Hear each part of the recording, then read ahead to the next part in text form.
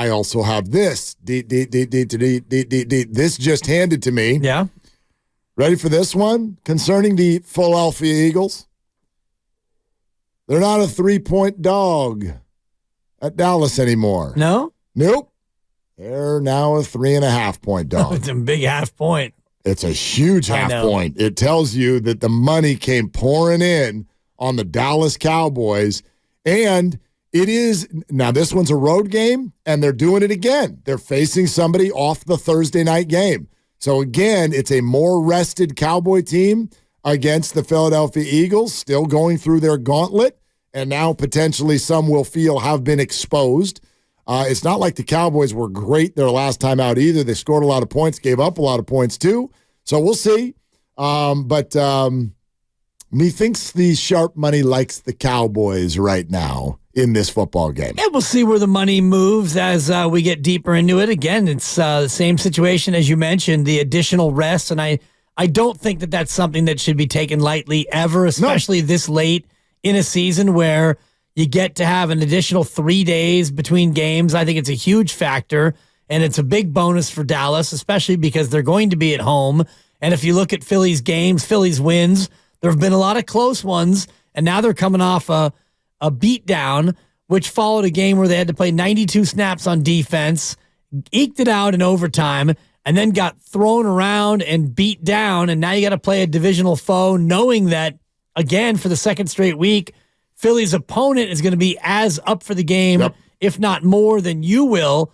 Dallas can smell the blood now. Well, they realize that they can basically not take control of the division, but get back in the division for sure. Did we look at who would be, if Dallas wins this weekend, who's I still believe actually it's Philly. in first place, isn't it? Philly's divisional record would still be better. Philly's undefeated in the division. And Dallas has... Well, no, but then they would have beaten each other. Dallas hasn't lost to any of the other division mates either.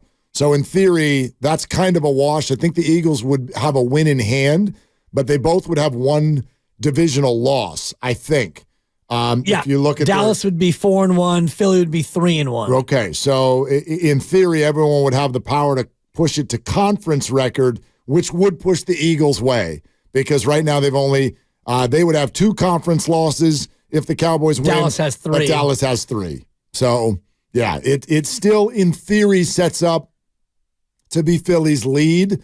But it'd be even Steven with a long way to go. But again, schedule rest of the way, much harder for Dallas than it is for Philly. Right. Philly's got more conference games, certainly. So that 2 games against the Giants is what they've got. Right. That could swing. And I think they play the Commanders again, if I'm not mistaken. No, they don't. They have 2 against the Giants in there. That would round out their 6 divisional games. Yeah. And they have Seattle, right? Philadelphia still has Seattle. Monday night at Seattle following this game against Dallas. And then it goes Giants, Cardinals, Giants. So in theory, I think the Eagles would have a pretty good chance, even if they lose at Dallas this weekend, to win out. I think they would have a really good chance to do that. And they would probably still hold the tiebreaker on division well, not division, but in conference. They would. Absolutely they would. And Dallas, meanwhile, after playing Philly, would go at Buffalo, at Miami, home to Detroit, at Washington. Hard, and kind of hard are the 4 final games for the Cowboys. Well, Washington's probably going to be with a new head coach by then. Maybe, but they I don't always... know if Riverboat Ron's going to survive the year. I was about to say they always play Dallas tough, and then I forgot about the Thanksgiving game. But they're certainly capable of it, especially at home, playing the Cowboys tough. But at Buffalo, at Miami, and home to Detroit does not feel like a 3-game win streak to me. No, not at all. Detroit would be playing for home field as a 2 seed in theory, with the pressure on the Niners. It's going to be a lot of intrigue here down the stretch between the top 4. Yeah, the top 4 in the NFC. Speaking of which, we wanted to do this before we head back to the phones. Get the game show music ready, if you would, Grandy, because I think we knew. You go to bed last night and you're like, the Niners are going to be the clear Super Bowl favorite. Yeah. And they are. Consensus in Vegas is at plus 325 is all for the 49ers to win the Super Bowl. And that is by far now the singular favorite in the running. Can you, Dan Dibley? Oh, boy. Name the next 5 contenders in order. In order. They are the only other 5 that are better than plus 1,000 to win the crown. 6 teams total. Niners are number 1. Yeah. Who are the next 5 in order? Well, Boy, it's tough because you would expect Philly to still be up there, but I don't think that they're going to be next after that beatdown. So I'm still going to believe that Kansas City is the next one on the list.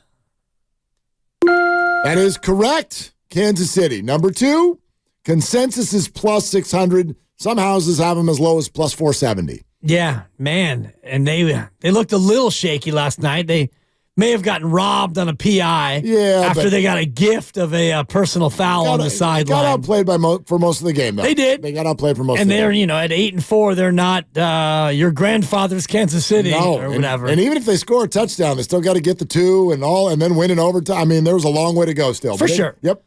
Philadelphia's got to be next, even though they got beat down yesterday.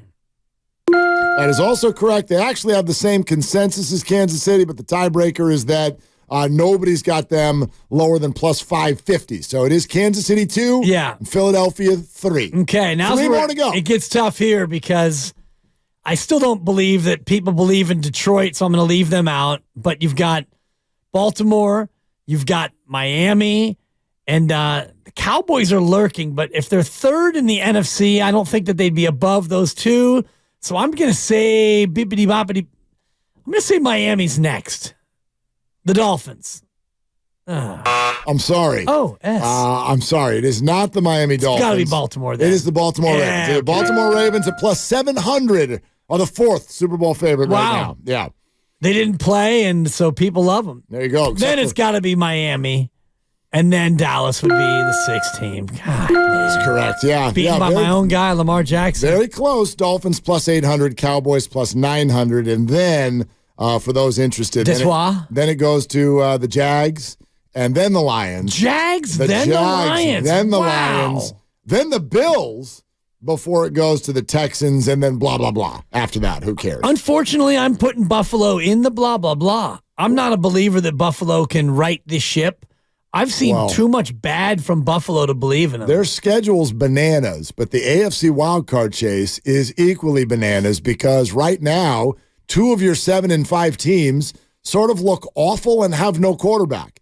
If they were in the NCAA, they'd be eliminated. Oh, boy. If your quarterback's hurt, you're out. Well, Pittsburgh has a quarterback. No, they don't. Kenny Pickett's going under the knife.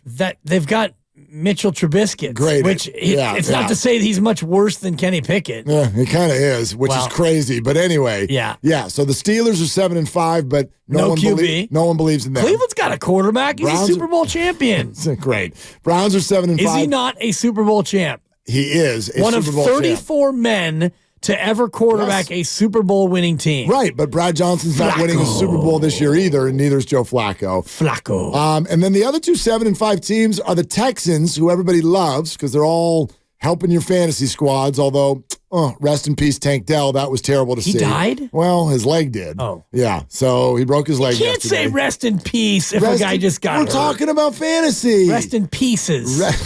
Fine. Better. His leg is in pieces. And then the Colts are somehow 7 and 5. The shoe. Who are also on their backup quarterback, also eliminated by the NCAA, too bad, which brings into play your 6 and 6 teams like the Buffalo Bills. Russell Wilson. And the Denver Broncos, yes. Did you see the Colts yesterday block 2 punts? And the second of which... That's a weird team. Well, they did something that I don't know if I've ever seen before. And defensively, they had a guy guarding the gunner. And right before the snap, they put him in jet sweep motion. And right on the snap, he burst straight in. He actually hurt the kicker. He broke Tennessee's kicker on the play. That's not nice. He came in unblocked. He didn't even block the ball. He blocked the guy's leg. And yes, it was a block punt, their second block punt. The Colts are interesting. They are interesting. I don't know because the shoe will give you the ball every 3 plays. Yes, he will. I mean, their games are wild. Yeah. The Colts games are crazy. Everybody gets at least 27 points, and it always comes down to the last minute and a half every single time. But they've won 7 of them, so they're in this thing.